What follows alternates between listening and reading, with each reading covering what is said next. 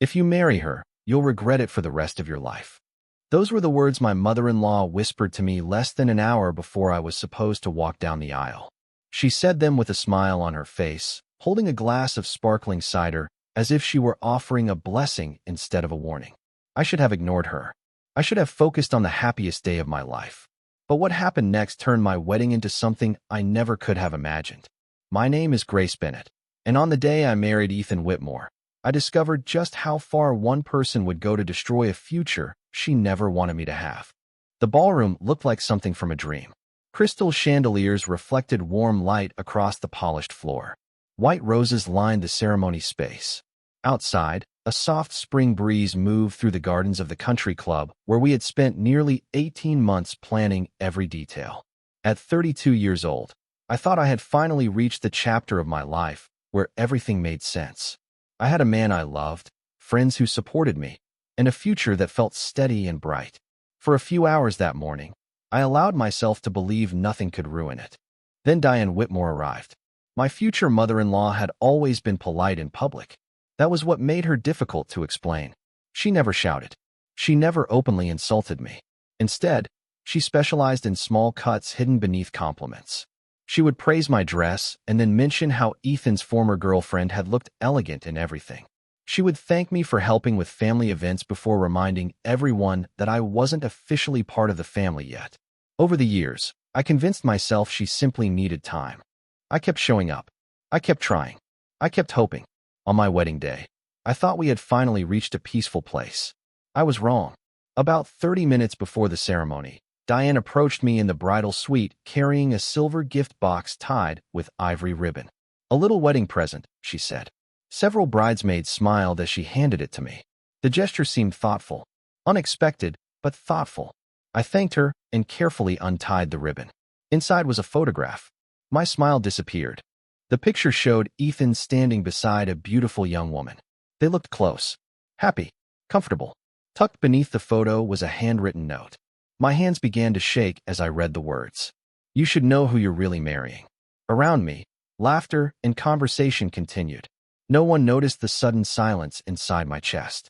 I looked up to ask Diane what it meant, but she had already stepped back toward the door, and the expression on her face told me she had been waiting a very long time for this moment. For a few seconds, I could not hear anything except the sound of my own heartbeat. The room was still full of movement. My bridesmaids were chatting. Someone was adjusting flowers near the mirror. Another person was checking her phone. Life continued around me as if nothing had happened. I stared at the photograph again. The woman standing beside Ethan was attractive, with dark hair and a bright smile. They appeared comfortable together, but something about the image felt strange. Not wrong exactly, just incomplete. Diane watched me from across the room. She was speaking with one of my cousins now, smiling politely, acting as though she had just given me a heartfelt gift. The note remained folded in my hand. "You should know who you are really marrying." The words echoed in my mind. A dozen questions rushed through my head at once. Who was the woman in the picture? When had it been taken? Why would Diane wait until my wedding day to show me this? Most importantly, why did she seem so pleased with herself? I slipped the photograph back into the box and forced myself to breathe slowly. If Diane wanted a dramatic reaction, she was not going to get one. Years of dealing with her had taught me one thing. She thrived on emotional chaos. The moment someone lost control, she gained it. I was not going to hand her that victory. My best friend Claire noticed my expression almost immediately. She had known me since college and could read my face better than anyone. She walked over and lowered her voice. "Grace, what happened?" she asked. I hesitated before showing her the photograph. Claire studied it carefully. Unlike me, she did not react with panic. Instead, she frowned. "This is odd," she said. "Very odd. Do you know her?" I asked. Claire shook her head. "No. But look at Ethan." I looked again. "What about him?" "He is wearing a winter coat." I blinked. She was right. The woman wore a scarf. Snow covered the ground behind them. Outside the country club, however, the air was warm and bright. Spring flowers were blooming everywhere. "So?" I asked. Claire pointed toward a small detail near the corner of the picture. "Grace, the date." My stomach tightened. Printed faintly along the edge was a timestamp. It was from 6 years earlier. 6 years before Ethan and I had even met. I looked up across the room. Diane was still smiling. But now a different feeling settled inside me. Not fear. Not heartbreak.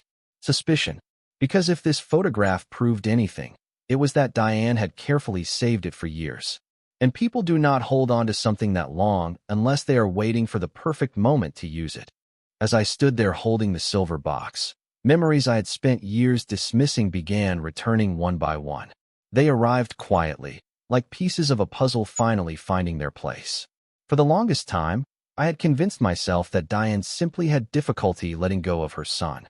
That explanation had always felt easier than admitting she genuinely did not want me in her family. Looking back, the signs had been there from the beginning. The first time Ethan introduced me to his parents, Diane spent most of dinner talking about another woman. She never said anything directly cruel. Instead, she praised Ethan's former girlfriend with an enthusiasm that felt impossible to ignore. She mentioned her career, her education, her family background. At one point, she even laughed and said, "We all thought she would become part of the family someday." The table fell silent afterward. Ethan quickly changed the subject, and I smiled as though the comment had not bothered me. But it had. Over the years, there were dozens of moments just like that. Small enough to dismiss, frequent enough to remember. Whenever Ethan and I reached an important milestone, Diane somehow found a way to diminish it. When we bought our first home together, she spent an entire afternoon explaining why the neighborhood was not as nice as the one Ethan's former girlfriend had lived in. When Ethan proposed, Diane congratulated us before spending 20 minutes discussing another couple's engagement party. Even our wedding planning had been filled with strange obstacles. Vendors suddenly receiving conflicting instructions. Guest list disagreements appearing out of nowhere. Last-minute suggestions designed to create tension. At the time, I blamed stress.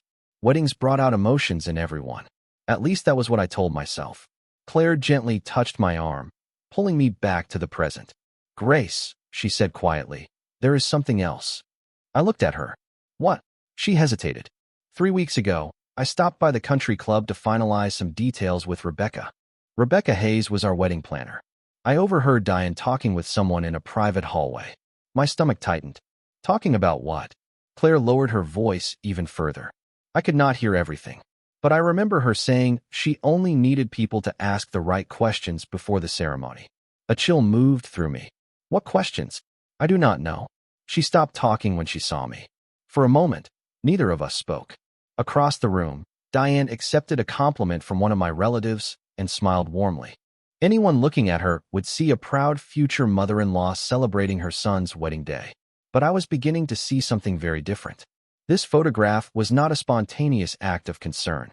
It was part of a plan, a carefully timed move designed to create doubt at the worst possible moment. The question was no longer whether Diane wanted to hurt me. The question was how far she was willing to go. And deep down, I had a feeling I was about to find out. The ceremony was less than 20 minutes away when I decided to stop guessing and start paying attention. If Diane had spent years waiting for the right moment to use that photograph, then the picture itself mattered less than the reason she had chosen today. I looked at it again while Claire stood beside me. The woman appeared familiar, but I could not place her. There was something about her smile that tugged at my memory. Before I could think further, Rebecca Hayes entered the bridal suite carrying a clipboard and an expression I had never seen before.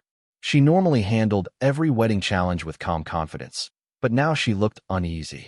"Grace, do you have a minute?" she asked quietly. Something in her tone made my stomach tighten. I stepped into the hallway with her. The music from the ballroom drifted faintly through the walls. Guests were arriving. Family members were taking their seats. Everything looked normal on the surface. Rebecca glanced around before speaking. "I was not sure whether to tell you this," she said. "But after what I overheard this morning, I think you should know." My pulse quickened. "What happened?" She hesitated. "About an hour ago, Diane met with a woman near the side entrance." I immediately thought about the photograph. "What woman?"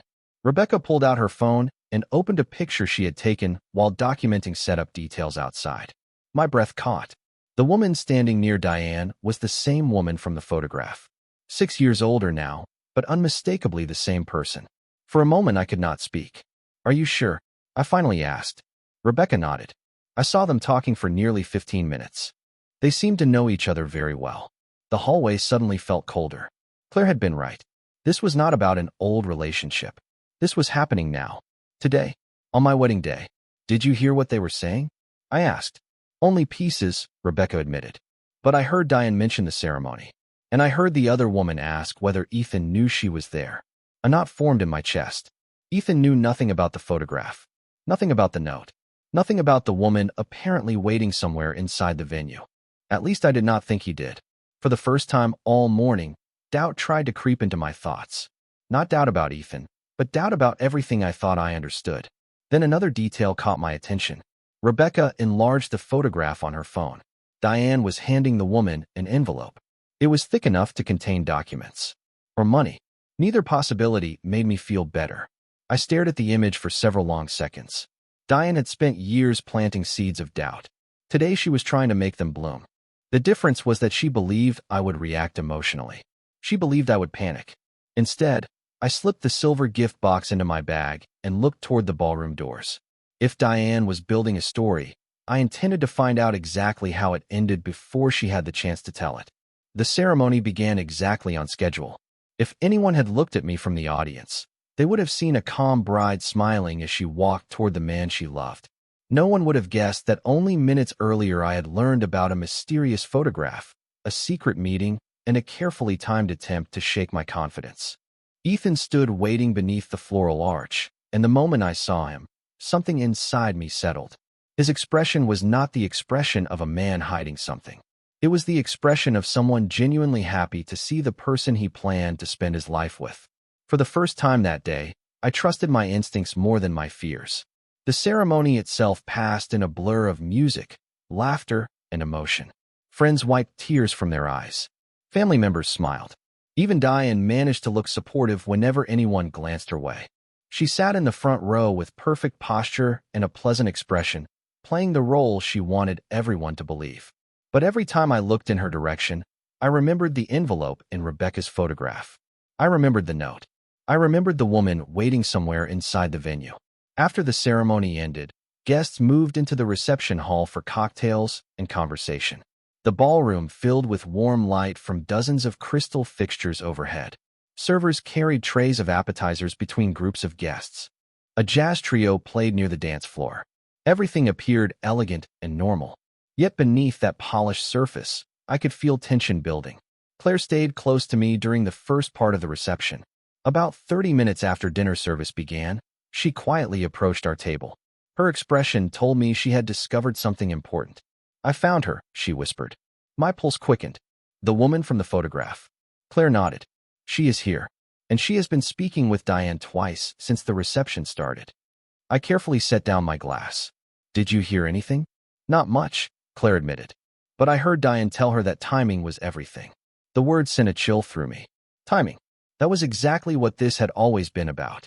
Not truth. Not concern. Timing. Someone wanted information revealed at a specific moment for maximum damage. Before I could respond, another voice interrupted us. It was Thomas Whitmore, Ethan's father.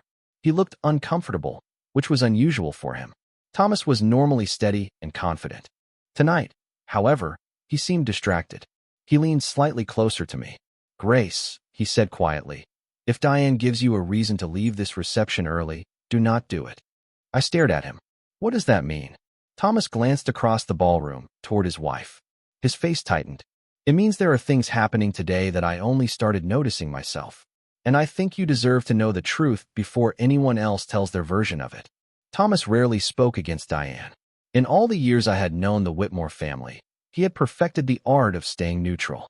He avoided conflict, changed uncomfortable subjects, and convinced himself that peace was the same thing as honesty.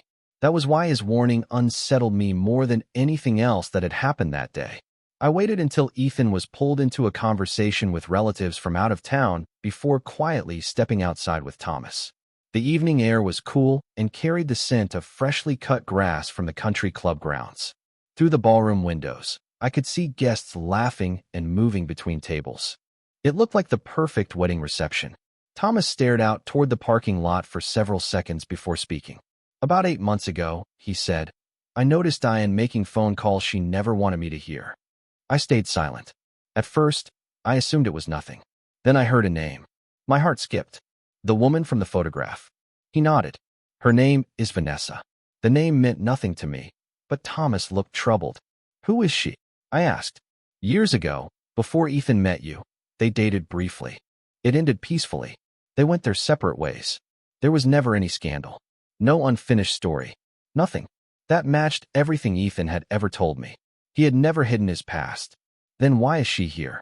Thomas sighed heavily. Because Diane never accepted that the relationship ended. I felt a chill despite the warm spring evening. You mean she wanted Ethan to marry Vanessa? More than that, Thomas said quietly. She spent years believing that eventually they would find their way back to each other. Suddenly, so many things made sense. The comparisons, the criticism, the constant reminders about women I had never met. Diane had never been evaluating me on my own merits. She had been measuring me against an imaginary future she refused to let go of. A few months ago, Thomas continued, I found emails on Diane's laptop while helping her fix a software problem. Messages between her and Vanessa. I looked at him in surprise. What kind of messages? Friendly at first, then increasingly personal. Diane kept encouraging contact. My stomach tightened. Did Ethan know? No. Thomas answered immediately. And that is why I am telling you this now. Before I could respond, my phone vibrated. A new message had arrived from an unknown number. Attached was a photograph taken less than an hour earlier. Diane and Vanessa were standing together near the venue entrance. Beneath the image was a single sentence. If you want the full truth, check the envelope before Diane uses it. For a moment, I simply stared at the message. The sender was anonymous. There was no name, no explanation, nothing except the photograph and the warning. If you want the full truth, check the envelope before Diane uses it. My mind immediately returned to the image Rebecca had shown me earlier. Diane had handed Vanessa an envelope near the venue entrance. At the time, I assumed it contained money or documents. Now I was no longer sure. Whatever was inside had become important enough for a stranger to contact me on my wedding day. Thomas looked at the screen and frowned. Who sent that? He asked. I have no idea, I replied. We stood in silence for several seconds. Then another realization hit me. Diane was planning something for later in the reception. She had invested too much effort for the photograph alone to be her final move. The note, the secret meetings, the envelope, Vanessa's appearance at the venue. All of it pointed toward something bigger. We returned to the ballroom. The reception was moving into the next stage of the evening. Guests were finishing dinner. Laughter filled the room. Glasses clinked together. The band was preparing for the first round of speeches. Ethan spotted me immediately and smiled. Every time I looked at him, I became more certain that he was completely unaware of what was happening around him. That certainty gave me strength. Diane wanted confusion. She wanted doubt. Instead, I was beginning to see a pattern. Claire quietly joined me near the dance floor. I found Vanessa, she whispered. Again? I asked. Claire nodded. She just walked into one of the private conference rooms near the back hallway. My pulse quickened. The country club had several small meeting rooms used for business events during the week. Most guests did not even know they existed. Was she alone? I asked.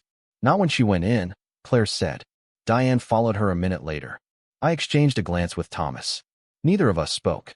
We did not need to. We were thinking the same thing. Whatever was inside that envelope was probably in that room as well. 10 minutes later, while guests gathered near the dance floor for the father-daughter dance, Claire slipped away to keep watch. I stayed visible.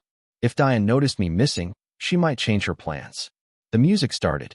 Couples smiled. Cameras flashed. Outwardly, everything looked perfect. Then Claire returned. Her face had gone pale. Grace, she said quietly. You need to see this. She handed me her phone. On the screen was a photograph she had just taken through a partially open conference room door. Diane and Vanessa were seated at a table covered with papers. And in the center of the table sat the envelope.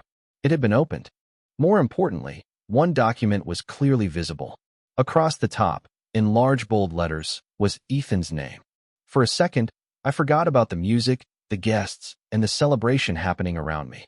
I stared at Claire's phone, zooming in on the photograph she had taken. Ethan's name was clearly visible at the top of the document. The image was slightly blurry, but not blurry enough to hide the fact that Diane and Vanessa were studying it together. My mind raced through a dozen possibilities. Financial records, old correspondence, legal paperwork. None of them explained why they needed secrecy. None of them explained why this had to happen during my wedding reception. Thomas looked over my shoulder and immediately frowned. That is not good, he said quietly. Do you recognize it? I asked. He narrowed his eyes. Not exactly, but I know Diane. If she is hiding in a conference room with Vanessa, she believes she is close to accomplishing something. Claire crossed her arms. Then maybe it is time we stop guessing. She was right. For hours, everyone except Diane seemed to be reacting to pieces of a puzzle she had assembled. I was tired of reacting. I wanted answers. Rebecca found us a few minutes later. When she saw the photograph, her expression changed immediately. Wait, she said. I think I know what that document is. My heart skipped. What do you mean? Rebecca zoomed in further. Earlier this week, Diane asked me strange questions about the reception schedule, specifically about the timing of speeches. Thomas sighed heavily. Of course she did. Rebecca continued. She wanted to know exactly when guests would be seated and paying attention. A chill moved through me. Why? Rebecca looked directly at me. Because she was planning a public reveal. The pieces finally began falling into place. The photograph, the note, Vanessa's arrival, the secret meetings, the envelope. None of it had been designed for me alone. Diane never intended to quietly create doubt in private. She wanted an audience. She wanted a dramatic moment that would place me, Ethan, and our marriage under a spotlight. Then something unexpected happened. My phone vibrated again. Another message from the same unknown number appeared. This time there was no photograph attached, only a short sentence. Diane plans to show everyone a file she claims proves Ethan made a mistake choosing you. She does not know the file contains something else. I read the message twice. Then a third time. Thomas looked confused. Claire looked alarmed. But I felt something entirely different. For the first time all day, I felt calm. Because those words revealed something important. Diane believed she was in control. She believed she understood the contents of the file. Yet someone close enough to know her plan was warning me that she was wrong. Across the ballroom, Diane stood near the head table, speaking confidently with a small group of relatives. She smiled, laughed, and accepted congratulations as though she were enjoying a perfect evening. She had no idea that the trap she spent months preparing was beginning to turn in a direction she never expected. 10 minutes later, the reception coordinator tapped a glass and announced that family speeches would begin. Conversations softened. Guests returned to their seats. The ballroom settled into the kind of attentive silence Diane had been waiting for all evening. I watched her stand from her chair with absolute confidence. She carried a folder in one hand and wore the satisfied expression of someone who believed every piece was finally in place. Ethan squeezed my hand beneath the table. He still had no idea what had been unfolding behind the scenes. Diane approached the microphone and thanked everyone for attending. Her voice sounded warm and gracious. She spoke about family, tradition, and how important this day was to her. Most guests smiled and listened politely. Then she opened the folder. I saw the exact moment she expected the room to change. Before we continue, she said, there is something I believe everyone should know. Several guests exchanged confused glances. Thomas closed his eyes briefly as though he already knew where this was heading. Diane removed a document from the folder and looked down at it. Her smile widened. Then something unexpected happened. Her expression froze. For the first time all day, she looked uncertain. She stared at the page longer than necessary. Her eyes moved across the text again. And again, the confidence disappeared from her face. A quiet murmur spread through the room. Diane quickly flipped to another page. Then another. Whatever she expected to find was not there. Across the ballroom, I noticed Vanessa standing near the entrance. She looked just as confused as Diane. The two women locked eyes for a brief moment. Neither appeared happy. Diane cleared her throat and attempted to continue, but the words seemed to abandon her. Before she could recover, a calm voice spoke from the back of the room. Perhaps everyone deserves to hear the complete story. Every head turned. A woman I had never seen before stepped forward. She appeared to be in her late 50s and carried herself with quiet confidence. Diane went completely pale. Margaret, she whispered. The woman nodded. Yes, Diane. Margaret. She approached the front of the room and placed a small stack of printed emails beside the microphone. I am the attorney who handled several communications connected to this situation, she said. And I believe some facts have been misunderstood. What followed was not dramatic shouting or public humiliation. It was something far more powerful. One by one, the truth emerged. The emails revealed years of messages sent by Diane attempting to reconnect Ethan and Vanessa despite their long-ended relationship. They showed repeated efforts to undermine my relationship with Ethan. They also revealed that the folder Diane planned to present had been updated after concerns were raised about its accuracy. The documents she expected to use no longer supported her claims. The ballroom remained silent as the reality settled over everyone. Ethan looked at his mother with disbelief. Thomas looked relieved more than surprised. Vanessa quietly left without saying a word. Diane stood alone beside the microphone, surrounded not by enemies, but by the consequences of her own choices. Later that evening, the music returned, the laughter returned, and the celebration continued. Ethan and I shared our first dance as husband and wife. Friends gathered around us. Family members smiled. The only person who left early was Diane. I did not feel victorious watching her go. I felt peaceful, because in the end, I did not need revenge. I only needed the truth. And for the first time since I met the Whitmore family, the truth finally spoke louder than Diane ever could.